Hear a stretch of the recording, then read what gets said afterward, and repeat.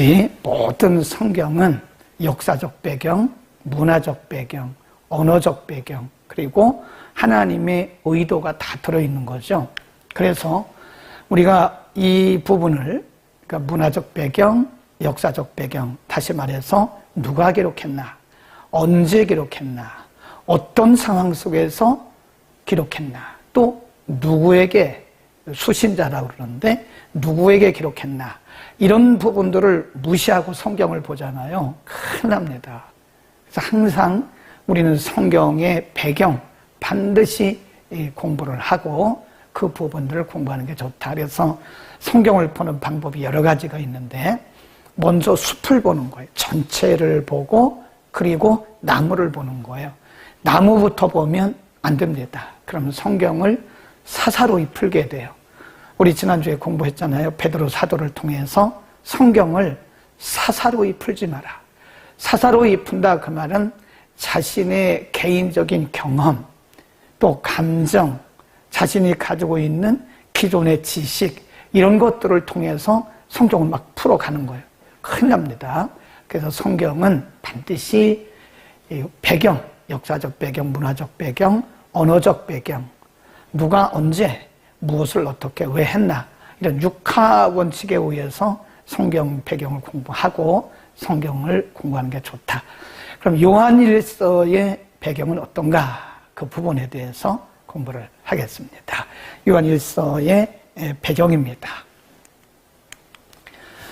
요한일서는 사도 요한에 의해서 기록된 성경이다. 이 성경을 기록한 사도 요한은 세베대와 살로메의 아들이다. 이 사도 요한의 가정이 매우 부유했다 그래요. 하인들을 둘 정도로 부유한 가정에서 태어나서 생활하다가 예수님의 부르심을 받고 모든 것을 버리고 예수님을 따랐다. 그래서 그에게는 결단력과 순종력이 있다. 순종적인 사람이다.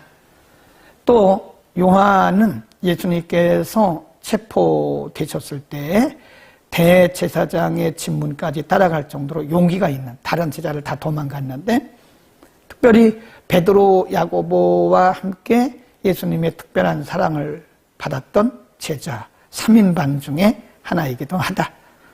오순절 성령 강림 이후에 베드로와 함께 초대교회의 지도자 역할을 했고, 특별히 예루살렘 총에서도 핵심적인 역할을 했던 사람이다.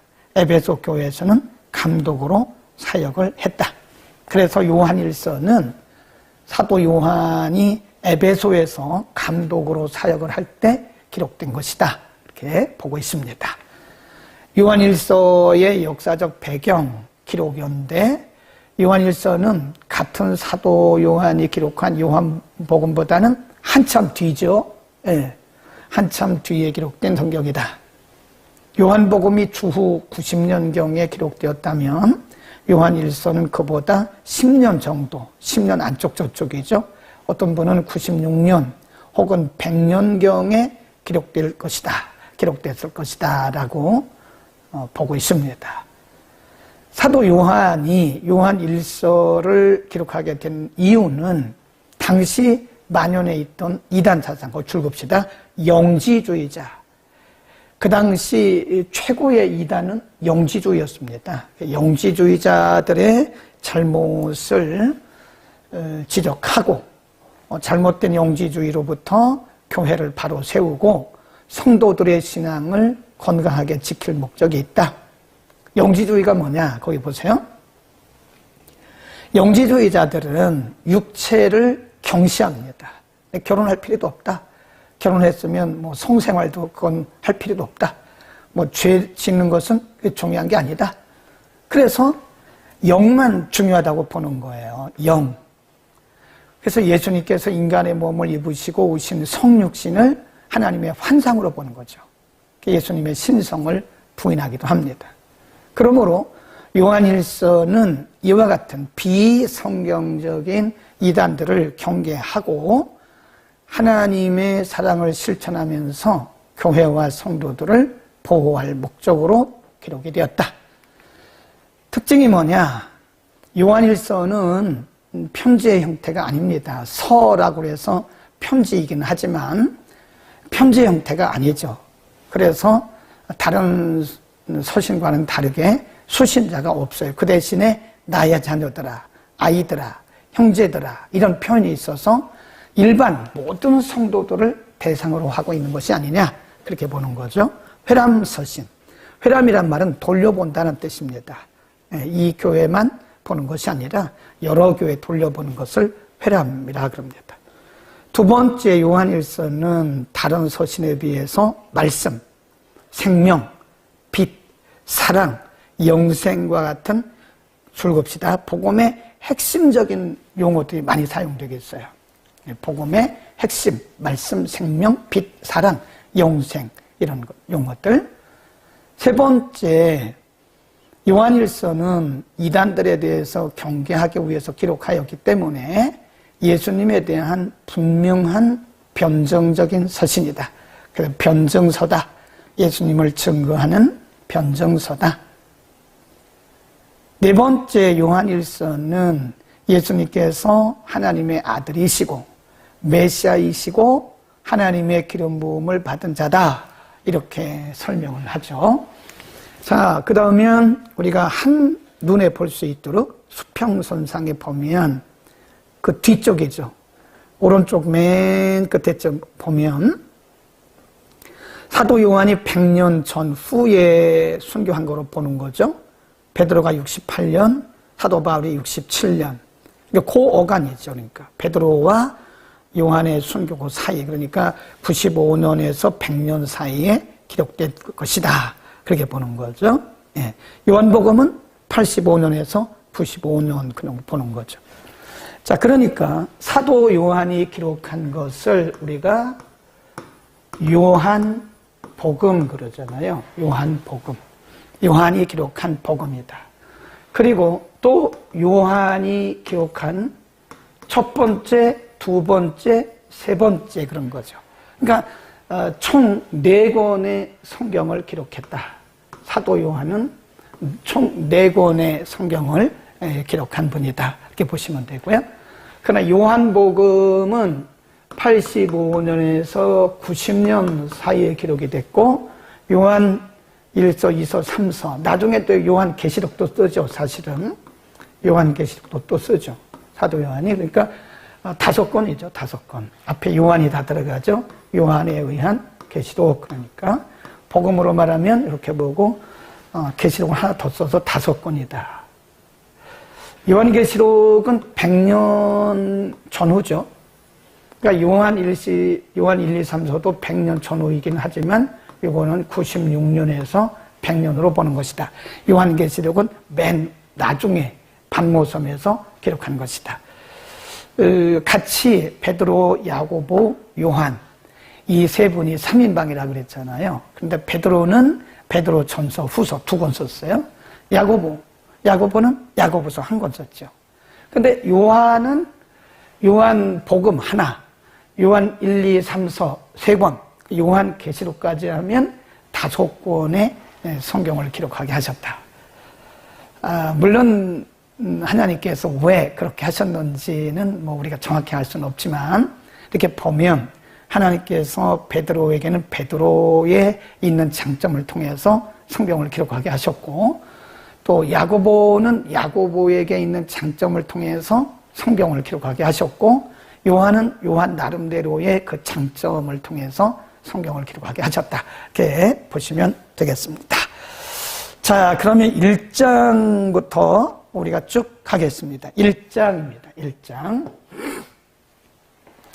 1절부터 4절까지가 이제 우리가 보통 서론이라고 그러는데요. 서론. 1절. 태초부터 있는 생명의 말씀에 관하여는 곡줄 긋읍시다. 우리가 들은 바요, 본 바요, 주목하고 손으로 만진 바다. 여기서 말씀하는 1절에서 말씀한 이 생명의 말씀, 생명의 말씀이라고 표현한 이분이 누구냐? 바로 예수님이에요. 예수님. 그래서 예수님에 대해서 예수님과 사도 요한과의 관계를 뭐라고 설명을 하고 있냐면 우리가 들은 바요, 본 바요, 주목하고 손으로 만진 바다 그렇게 했습니다. 거기 보면 우리가 눈으로 본 바요, 또 귀로 들은 바요, 손으로 만진 바요, 그 다음에 경험했다. 우리가 아까도 말씀드렸지만 예수님의 3년 혹은 3년 반 동안의 공생애를 통해서 예수님이 12제자를 부르셨잖아요. 12제자 중에서 예수님이 특별히 차별한 건 아닌 것 같고요. 예수님이 특별히 예수님의 사역에서 예수님께서 함께 했던 사람들이 있어요. 그게 누구냐? 바로 베드로, 요한, 야고보입니다. 중요한 일이 있을 때마다 예수님이 다 12명을 다 데리고 가지를 않으셨어요. 베드로, 야고보, 요한만 데리고 가십니다. 마태복음 17장에 보면 예수님께서 변화산에서 헬몬산에서 변화가 됐어요. 원래 그 이름이 변화산이 아닙니다. 원래 헬몬산인데 예수님이 변화되셨다 그래서 나중에 사람들이 그것을 변화산이라고 바꾼 거예요. 헬몬산에서 예수님이 자신의 모습을 변화되시면서 앞으로 이렇게 부활할 것이다 라고 보이시면서 부활을 미리 알려주신 거예요. 그때 누구 데리고 가셨어요? 베드로, 야고보, 요한.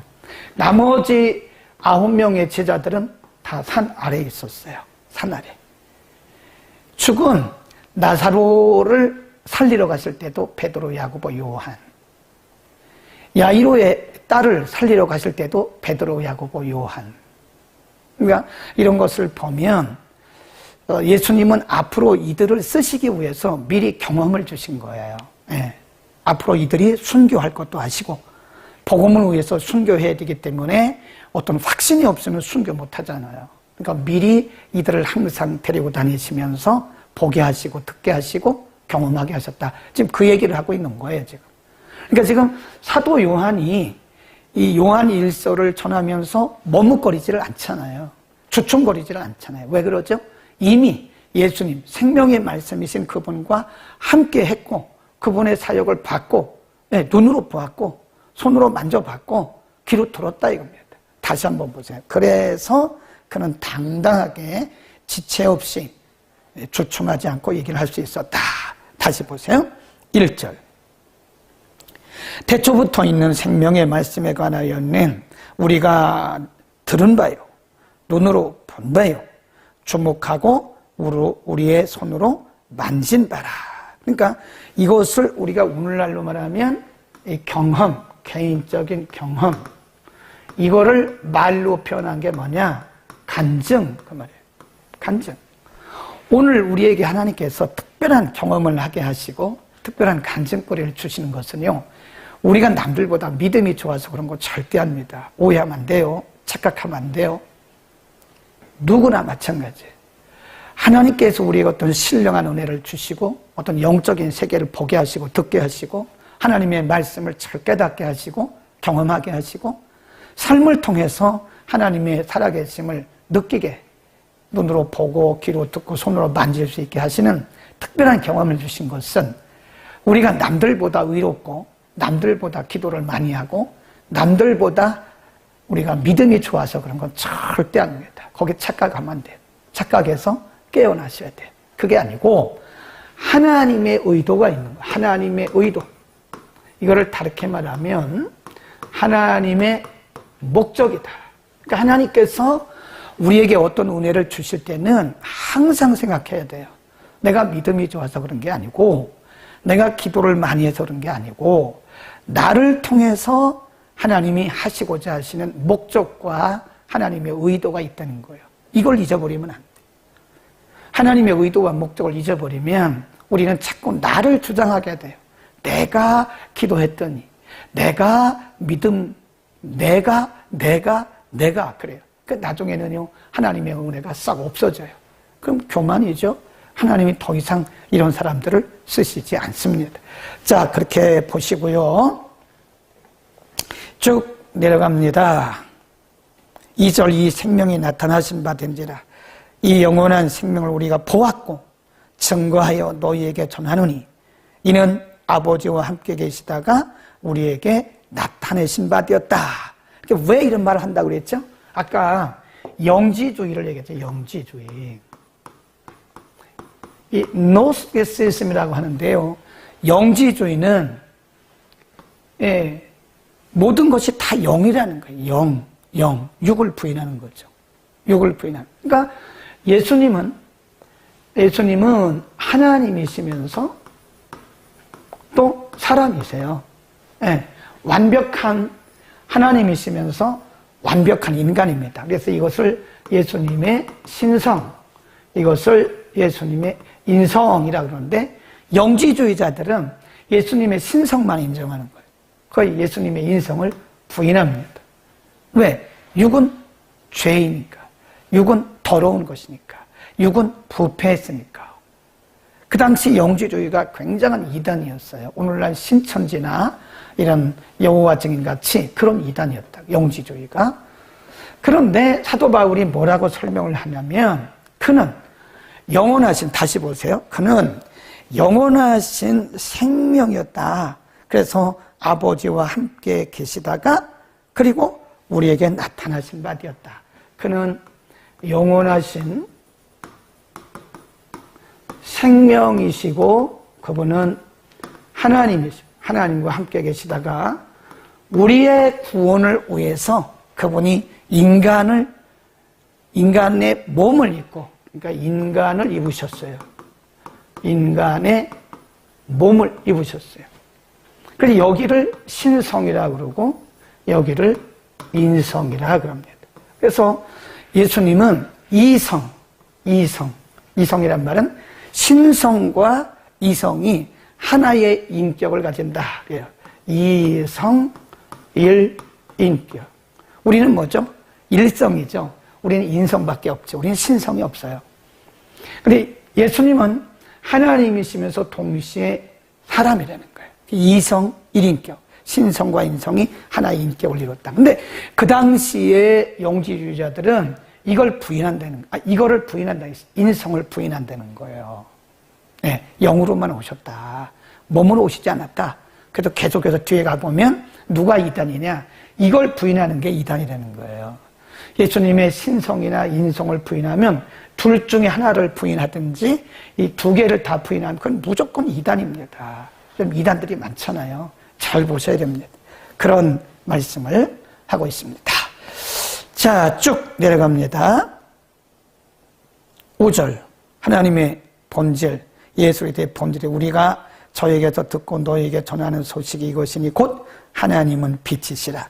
그에게는 어둠이 조금도 없으시니라. 6절. 만일 우리가 하나님과 사귐이 있다고 하고 어두운 가운데 행하면 거짓말을 하고 진리를 행치 아니하는 것이다 라고 말씀합니다. 8절 9절. 만일 우리가 죄 없다 하면 스스로 속이고 또 진리가 우리 속에 있지 아니한 것이요. 9절. 만일 우리가 우리 죄를 자백하면 저는 미쁘시고 의로우사 우리 죄를 사하시고 모든 불의에서 우리를 깨끗게 하실 것이다. 그래서 예수님이 이 땅에 빛으로 오셨다. 예수님은 생명이시고 빛이시다. 네. 그래서 이 땅에 우리의 죄를 용서하시고 생명을 공급하기 위해서 오셨다는 거예요. 빛으로. 생명의 빛으로. 그래서 9절에 뭐라고 했냐면 우리의 죄를 자백하면, 고백하면 그 말이에요. 8절에 뭐라고 했어요? 죄 없다고 하는 자는 거짓말하는 자다. 죄 없는 자가 어디 있나요? 다 죄가 있죠. 그러니까 죄 없다고 말하는 것은 거짓말이고, 반대로 우리가 우리의 죄를 고백하면 하나님은 의로우시고 미쁘사 우리의 죄를 용서해 주신다. 그 말입니다. 예수를 믿는 사람들은 어떻게 살아야 되느냐? 그 잠깐 중간중간 보겠습니다. 1절. 나의 자녀들아 내가 이것을 너희에게 쓰면 너희로 죄를 범치 않게 하려 함이라. 만일 누가 죄를 범하면 아버지 앞에서 우리에게 대언자가 있으니 곧 의로우신 예수 그리스도시다. 저는 우리 죄를 위하여 화목제물이니 우리만 위할 뿐 아니라 온 세상의 죄를 위하는 것이다. 그래서 여기서 말씀하고 있는 것은 1장 9절에서 말씀했던 것처럼 우리의 죄를 자백하라는 거예요. 예. 죄 없다고 말하지 말고, 그건 거짓말이니까 그렇게 말하지 말고, 우리의 죄를 고백하면, 자백하면, 예수님께서 우리를 위해서 화목제물로 돌아가셨기 때문에 그의 피가 우리의 죄를 대속한다, 용서한다, 의롭게 한다, 깨끗게 한다, 그런 말씀이죠. 그 다음에 이제 하나 더 말씀하는 게, 이제 죄에 대해서는 우리가 자백을 해야 되고요. 자백. 이 자백이란 말은 스스로 고백하는 거예요. 고백. 내가 내 자신이 고백하는 거예요. 그 다음에 이제 그리스도 안에서 의롭게 된 우리들은 어떻게 살아야 되느냐, 쭉 여러 가지 말씀하고 있는데, 말씀과의 관계, 계명입니다. 계명. 이 말씀과의 관계에서는 우리가 어떻게 살아야 되느냐, 그걸 보겠습니다. 4절. 저가 그리스도죠. 그리스도를 아노라 하고 그의 계명을 지키지 아니하는 자는 거짓말하는 자요, 진리가 그 속에 있지 아니하되. 5절. 누구든지 그의 말씀을 지키는 자는 하나님의 사랑이 참으로 그 속에서 온전케 되었나니 이로써 우리가 저 안에 있는 줄을 아노라. 저 안에 거한다 하는 자는 그의 행하시는 대로 자기도 행할지니라. 그 말씀이에요. 자, 말씀과 그리고 구원받은 성도와의 관계에서 우리가 말씀대로 살면, 아까 뭐라 그랬죠? 그리스도가 우리 안에 거하시는 것을 스스로 안다는 거예요. 그런데 구원받은 우리들이 하나님의 말씀을 지키지 아니한다면 그를 사랑한다고 말할지라도 그것은 아니다. 진리가 그 속에 있지 않다, 그 말이에요. 이해하시겠어요? 구원받은 우리들이, 죄를 자백하고 용서받은 우리들이, 하나님의 백성인 우리들이 하나님의 말씀과 어떤 관계를 가져야 되느냐, 그 말씀대로 살아야 된다. 그래서 하나님의 사랑을 받은 우리들이 하나님을 사랑해야 되는데, 하나님을 사랑하는 방법이 뭐냐? 그 말씀대로 사는 거예요. 아멘. 하나님이 영이신데 우리 눈에 보이십니까? 안 보이잖아요. 영이신 하나님 우리가 어떻게 사랑해요? 눈에 보이지 않는 하나님을 어떻게 우리가 사랑합니까? 그것은 바로 그분의 말씀대로 사는 거예요. 그분의 말씀대로 지키는 것이 바로 하나님을 사랑하는 것이다. 아멘. 반대로 하나님을 사랑한다고 말은 하지만 말씀대로 살지 않는 것은, 그것은 거짓말이다. 그 안에 진리가 없다. 그 다음에 또 한 가지, 이웃. 말씀에 대해서 했고요. 그 다음에 형제입니다. 이웃. 이웃에 대해서는 어떻게 해야 되느냐? 여기 형제라고 말씀한 것은 이웃을 의미해, 다른 지체들을 의미하는 겁니다. 거기 또 보겠습니다. 7절. 사랑하는 자들아, 내가 새 계명을 너희에게 쓰는 것이 아니다. 너희가 처음부터 가진 옛 계명, 이것은 구약으로부터 우리에게 주어진 계명이라는 거예요.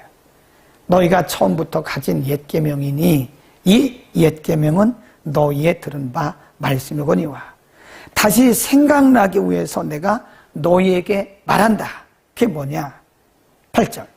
빛 가운데 있다 하며 그 형제를 미워하는 자는 지금까지 어두운 가운데 있는 것이다. 빛이 누구라 그랬죠? 생명의 빛, 그리스도를 얘기하는 거잖아요. 그리스도 가운데 있다고 말을 하면서, 내가 빛 가운데 산다고 말을 하면서 형제를 미워하는 것은 아니라는 거예요. 빛 가운데 있는 것이 아니라 빛 밖에 있는 것이다. 네. 그 다음에 10절. 그의 형제를 사랑하는 자는 빛 가운데 거하여 자기 속에 거리낌이 없다. 맞죠? 그러나 11. 그러나가 들어갑니다.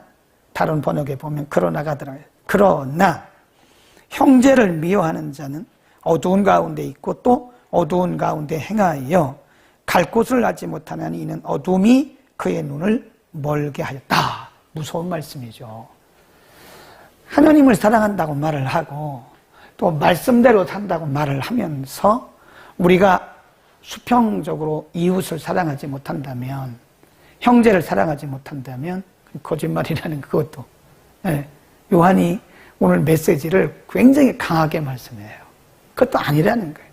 그 안에 진리가 없다는 거예요. 그 안에 말씀이 없다는 거예요. 그러니까 우리가 참 얼마나 모순된 삶을 사는가를 생각을 해야 됩니다. 입으로는 말을 하는데 우리의 삶으로는 아닌 경우가 많다는 거예요. 굉장히 모순된 삶을 우리는 살고 있는 거죠. 자, 그렇게 해서 이제 이웃사랑에 대해서 말씀했고요. 그 다음에 쭉 내려가서 15절에 보면, 그러면 세상에 대해서는 어떻게 할 것인가? 이 요한복음이요, 굉장히 체계가 있어요. 로마서도 보면 굉장히 체계가 있잖아요. 굉장히 아주 조직적이고 체계가 있는 말씀이잖아요. 근데 요한복음 또한 요한 1서, 2서, 3서가 다 그렇습니다. 사도 요한이 기록한 서신들을 보면 굉장히 체계가 있어요. 얼마나 신학적이고 얼마나 체계가 있고 얼마나 조직적입니까? 그러면 이렇게 죄로부터 사함받고 용서받은 우리들은 이 세상에 사는 동안 우리가 예수 믿고 구원받았다고 해서 신천지에 사는 건 아니잖아요. 다른 세계에 사는 건 아니잖아요. 별천지에 살고 있는 건 아니잖아요. 여전히 우리는 우리가 육신을 입고 있는 동안에는 이 땅에 발을 딛고 사는 거예요. 또 우리가 살아가는 세상이 다 믿음 좋은 사람들만 있는 게 아닙니다. 가정 안에도 믿는 자가 있고 안 믿는 자가 있고, 가정 안에도 믿음이 좋은 자가 있고 안 좋은 자가 있고, 직장에 가면 직장에 안 믿는 사람이 더 많죠. 네, 우리가 교회 밖에 나가면 안 믿는 사람이 더 많아요. 90%, 80%는 안 믿는 자들이에요. 네, 우리가 믿는 사람들끼리 사는 것도 아니고 어떤 크리스찬 컴파운드에서 우리들끼리 모여서 공동체 생활을 하는 것도 아니래요. 그래서 세상에 대해서 우리가 어떤 자세를 가져야 되느냐, 이 굉장히 중요한 말씀을 하고 있습니다. 쭉 내려가 봅니다. 15. 이 세상이나 세상에 있는 것들을 사랑하지 말라. 누구든지 세상을 사랑하면 아버지의 사랑이 그 속에 있지 않다. 16. 이는 세상에 있는 모든 것이 육신의 정욕과 안목의 정욕, 세상에 있는 모든 것들이 육신의 정욕과 안목의 정욕과 이생의 자랑이고, 네, 그건 다 육에 속한 것이라는 거예요.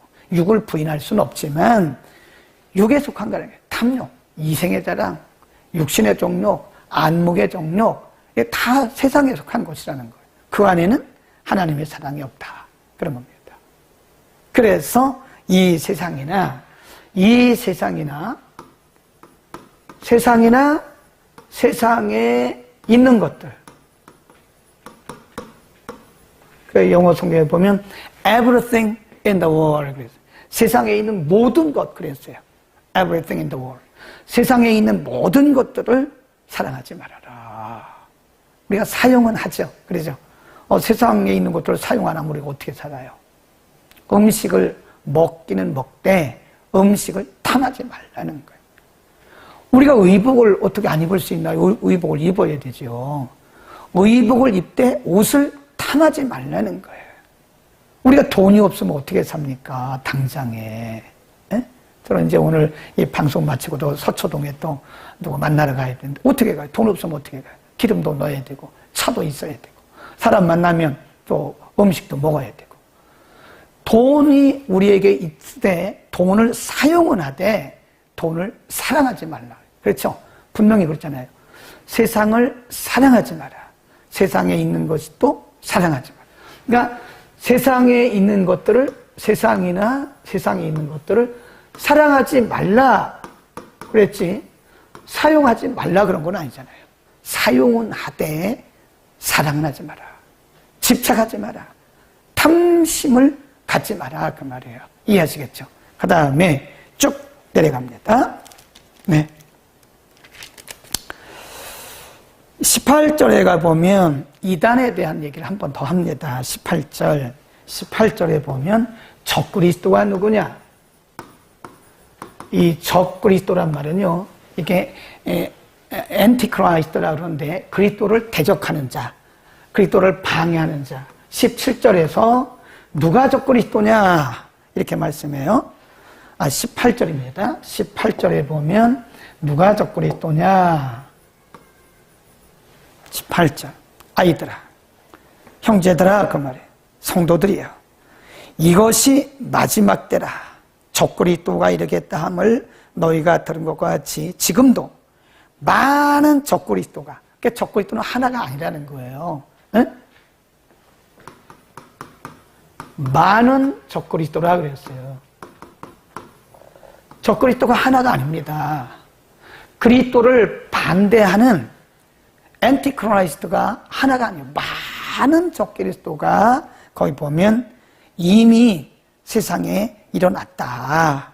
이미 세상에 일어났다. 이러므로 우리가 마지막 때인 줄 아나. 19절 보세요. 저희가 우리에게서 나갔다 그랬습니다. 잘 보세요. 저희가 우리에게서 나갔다. 이런 부분들을 잘 보셔야 돼요. 우리에게서 나갔다. 이렇게 보면 이단이, 완전 불신자가 이단이 없어요. 신앙생활을 하다가 성경을 잘못 해석하거나 아니면 잘못된 인간의 자신의 어떤 경험 이런 것 때문에 빠져나가는 거예요. 그게 이단이에요. 네. 불신자가 이단인 거 봤어요? 그건 이단이 아니죠. 불신자가 말하는 것은 그 사입이죠. 이단이 아니죠. 네. 이단은 원래 교회 안에 있던 사람들, 문선명이도, 네, 다 박태손이도 다 교회에 있던 사람들이에요. 교회 장로였다고요. 구원파도 다 교회에 있던 사람들이에요. 다 교회 안에 있던 사람들. 여호와 증인의 그 화이트라고 하는 뭐라 그럽니까? 창시자, 교주, 다 교회 안에 있던 사람들이에요. 교회 안에 있다가 세상을 사랑한다거나 탐욕에 빠진다거나 가장 중요한 것이 뭐냐면 성경 해석을 잘못하는 거예요. 그래서 성경은 반드시 객관성 있는 사람에게서 배워야 되고 성경을 반드시 신학적 관점에서 풀어야 됩니다. 성경을 내 마음대로 풀면 이단돼요. 대부분의 이단이 신학을 제대로 공부하지 않았어요. 신학을 제대로 공부했으면 이단에 빠질 리가 없습니다. 제대로 공부하지 않아서 그런 거예요. 신학은 우리에게 구원을 줄 수 없지만 성경의 테두리를 알려주는 게 다 가이드라인입니다. 빠지지 않도록. 우리에게서 나갔다 그랬습니다. 우리에게서 나갔다. 19절 다시 한번 봅니다. 저희가 우리에게서 나갔으나 우리에게 속하지 아니하였나니 만일 우리에게 속하였다면 우리와 함께 거하였으리. 그렇죠. 같은 진리 안에 있겠죠. 저희가 나간 것은 다 우리에게 속하지 아니함을 나타내려 함이라. 아멘. 그러니까 이단은 교회에서 빠져나가는 거예요. 교회에서. 에? 자신의 개인적인 어떤 경험, 그러니까 우리가 영적 경험을 좋긴 한데요, 이게 너무 주관적인 경험에 빠지면 위험해요. 항상 객관적인 성경의 기준이 되어야 됩니다. 객관적인 성경. 성경이 기준이 돼야 되죠. 그러니까 내가 개인적으로 경험하는 것은 그건 내 사적인 경험일 뿐이에요. 그거를 객관하지 말라고요. 네. 어떤 분들은 보면 자신이 누구든지 영적 경험이 있지 없는 사람 어디 있나요? 다 영적 경험을 하죠. 정도의 차이지 영적 경험이 있습니다. 내가 기도하다가 이런 응답을 받았다. 그건 자기 개인의 사적인 경험입니다. 그거를 가지고 딱 이렇게 객관화해가지고 그러니까 이렇게 해야 됩니다. 그렇게 말하는 것도 매우 위험합니다. 위험한 거예요. 그건 어디까지나 자기의 사적인 경험이 주관적인 경험인 것이지 주관적인 경험을 객관화하면 위험하다. 그게 이단입니다. 이단들이 그렇게 돼서 이단이 된 거예요. 분명히 말하잖아요. 그들은 우리에게서 나갔다. 그러나 그들이 우리에게 속하지 아니했다. 그래서 성경을 우리가 객관적으로 잘 배워야 되고 또 객관적으로 성경을 가르쳐야 되고 객관적으로 우리가 말해야 돼요. 해석해야 돼요. 예, 주관적 경험이 있을 수는 있으나 주관적 경험은 내 개인에 해당되는 거고 모든 사람들에게 다 해당되는 건 아니다. 아멘. 그래서 우리가 항상 성경이 기준이 돼야 된다 하는 거예요. 그렇지만 20절에 가보면 우리들은 거기도 그러나가 들어가 있습니다. 20절 맨 앞에 그러나 그러나 우리는 어떤가? 그리스도 안에 있는 우리들은 어떤가? 그러나 우리들은 어떤가? 이게 굉장히 중요한 말씀이죠. 그러나 20절. 자, 20절 그러나 너희는 거룩하신 자에게서 뭘 받고? 기름 부음을 받고 모든 것을 아느니라. 그러나 너희는 거룩하신 자에게서 뭘 받았대요? 기름 부음. 이게 어노인팅이에요. 어노인팅. 성령의 기름 부음. 우리 가운데는 성령의 기름 부음이 있다는 거죠. 예. 이단들은 이미 말씀을 벗어난 자들이고, 그렇지만 그러나 우리에게는 성령의 기름 부음이 있다. 그런 말씀입니다. 그 다음에 밑으로 쭉 내려갑니다. 너희에게는 기름 부음을 받고 모든 것을 아느니라. 22. 거짓말하는 자가 누구뇨? 예수께서 그리스도이심을 부인하는 자가 아니뇨? 아버지와 아들을 부인하는 그가 적그리스도다. 누가 적그리스도냐? 거기 신성과 인성을 부인하는 자. 신성을 부인하든지 인성을 부인하든지 아니면 두 개 다 부인하든지 그게 적그리스도다. 그런 얘기입니다. 거기 보세요. 23. 아들을 부인한 자에게는 또한 아버지가 없으되 아들을 시인한 자에게는 아버지도 있느니라. 아들은 예수님의 인성을 얘기하는 거예요. 아버지는 신성, 하나님이시면서 동시에 사람이다. 27. 너희는 주께 받은 바 기름 부음이 너희 안에 거하나니 아무도 너희를 가르칠 필요가 없고 오직 그의 기름 부으심이 모든 것을 너희에게 가르치며 또 참되고 거짓이 없으니 너희를 가르친 그대로 주 안에서 행하라. 기름 부음이 너희 안에 있다. 굉장히 중요한 말씀이죠. 이 기름 부음이 어노인팅, 성령의 기름 부으심이 너희 안에 있다. 이 너희라고 하는 것이요, 우리 개인의 인격을 의미합니다. 인격, 우리의 삶, 인격, 또 개인의 생활, 삶, 이거는 우리의 공동체. 너희는 세 가지로 봐야 돼요. 예수님께서 요한복음 14장에 보면, 거기도 물론 사도 요한이 기록했잖아요. 요한복음 14장에 보면 내가 아버지께로 가면 또 다른 보혜사를 너희에게 보내주실 텐데, 또 다른 보혜사, 그 말은 예수님이 보혜사이셨다는 거예요. 또 다른 보혜사를 너희에게 보내주실 텐데 그가 너희와 항상 함께 있으리라. 거기 보면 뭐라고 그랬냐면 너희 안에, 그 너희와 함께, 그런 표현을 썼어요. 너희와 너희 안에. 그 너희가 누구냐? 이겁니다. 바로 우리 인격, 우리의 삶, 우리의 공동체 안에. 기름 부음이, 성령의 기름 부으심이 우리 인격 안에, 우리의 심령 안에 머물고 있는 거예요. 지금도 우리가 이렇게 성경을 가르치고 공부하고 은혜 받고 기도하고 예배드릴 수 있는 것은 우리 안에 성령이 내주하고 계시기 때문에 그런 겁니다. 그걸 우리가 성령의 내주라고 그래요. 내주, indwelling, 우리 안에 거하고 계신다. 그게 기름 부으심이에요. 뿐만 아니라 우리의 삶의 현장에도 그분이 내주하세요. 그래서 개입 간섭이라고 그래요. 그거를 성령께서 우리의 삶을 개입하시고 간섭하십니다. 그리고 우리의 공동체 안에. 교회 공동체는 다르게 말하면 성령의 공동체예요. 그러니까 항상 성령이 뭐라고 말씀하시는지를 들어야 돼. 내 생각, 내 뜻, 내 경험을 앞세우다가는 잘못하면 우리가 성령을 거스립니다. 항상 교회가 기도하고 하나님의 음성을 들어야 되고 하나님이 원하시는 게 뭔지를 우리가 생각해야 돼요. 그게 바로 거룩한 성령 공동체의 모습이다. 아멘. 자, 3장 조금만 더 하고 마치겠습니다. 3장, 그러면 이제 3장은 사랑에 대해서 우리에게 말씀하고 있는데요. 3장 보라.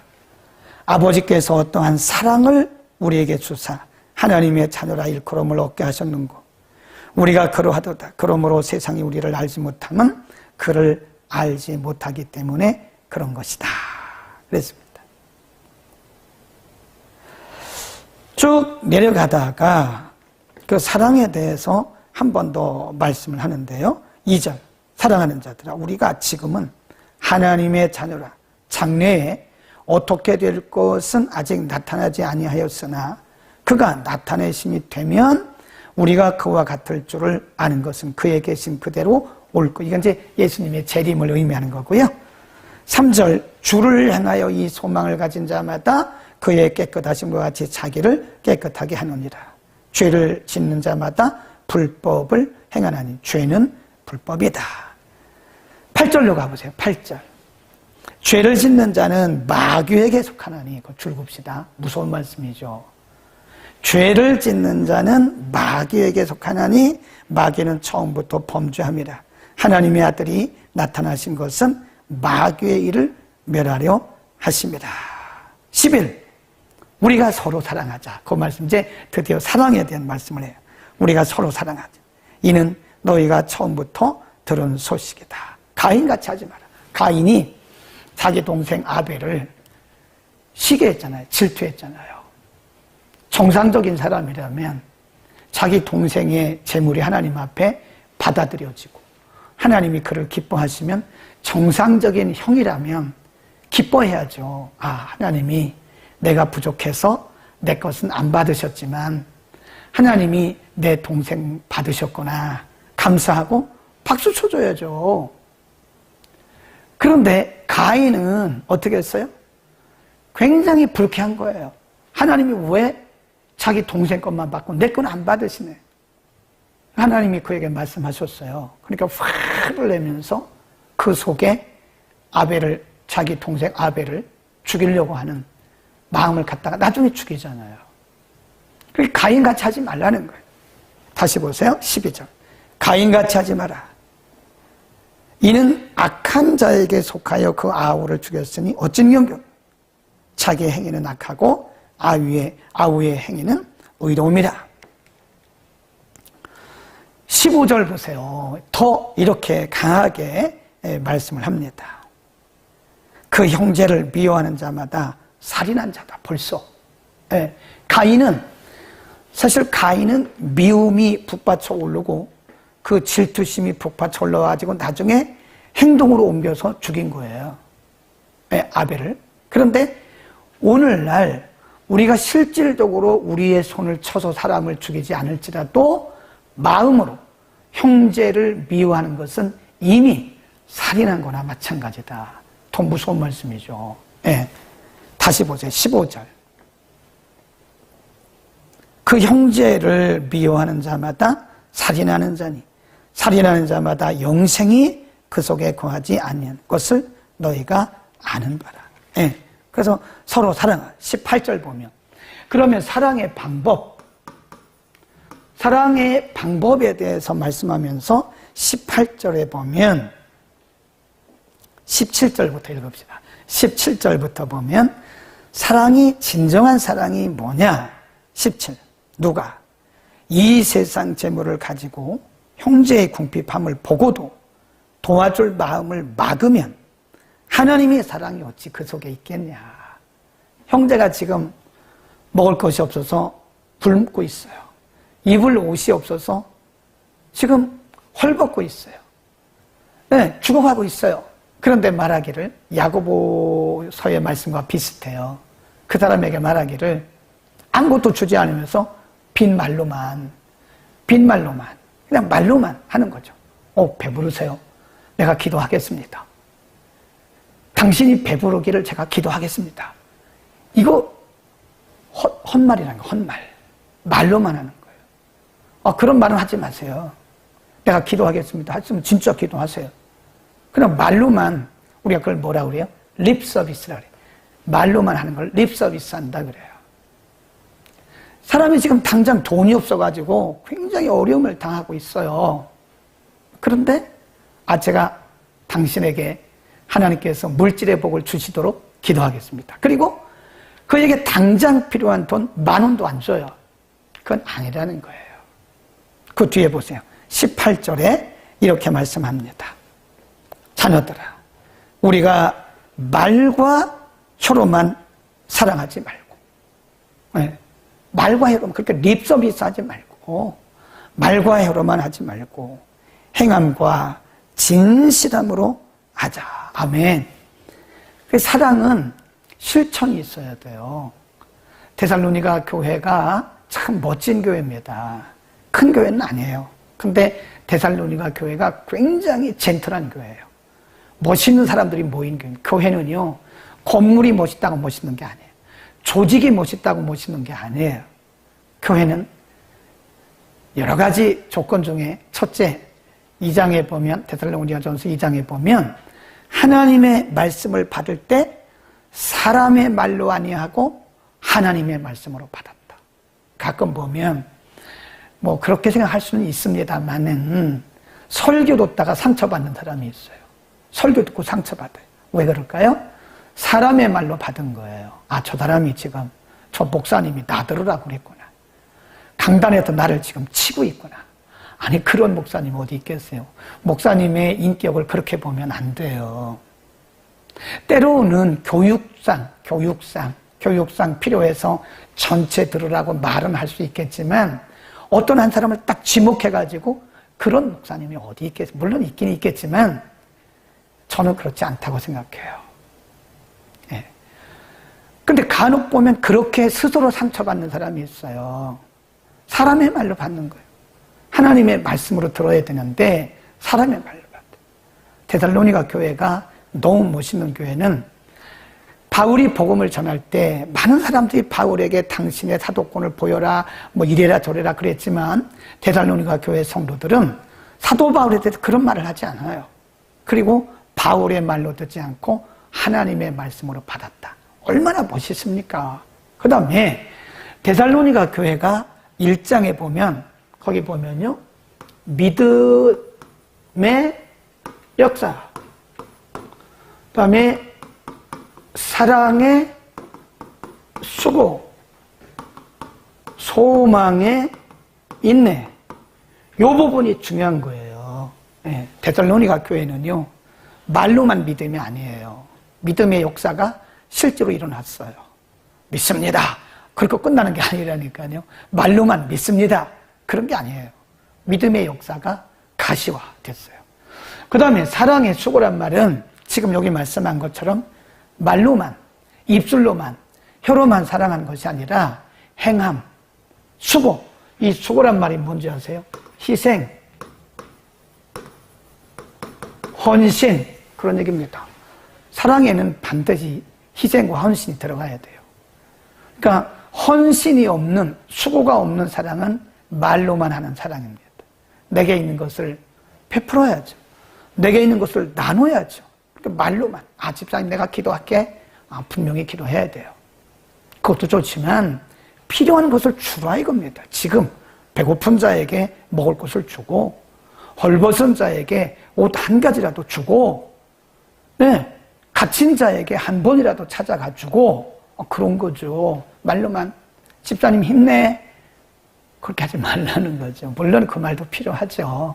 네, 우리가 말로도 용기를 주고 힘줄 때도 있습니다. 그러나 여기서 말씀하는 것은 말에 그치지 말라 그래요.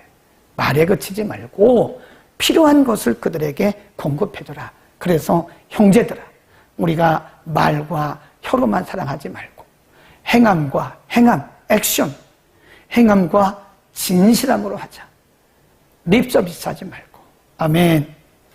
데살로니가 전서 꼭 배웁시다. 데살로니가 교회가 이런 믿음의 역사가 있었고, 사랑의 헌신과 수고가 있었고, 소망이 있기 때문에 어려운 가운데서도 인내했다.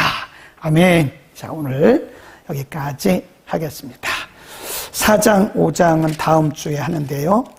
요한 2서, 3서하고 같이 끝나겠습니다. 왜냐하면 요한 2서도 한 장, 요한 3서도 한 장 그래요. 그러니까 나머지 4장, 5장 다음 주에 2서, 3서 하면 요한서신은 다 끝나겠다. 자, 오늘 여기까지 하겠습니다. 기도하고 마치겠습니다.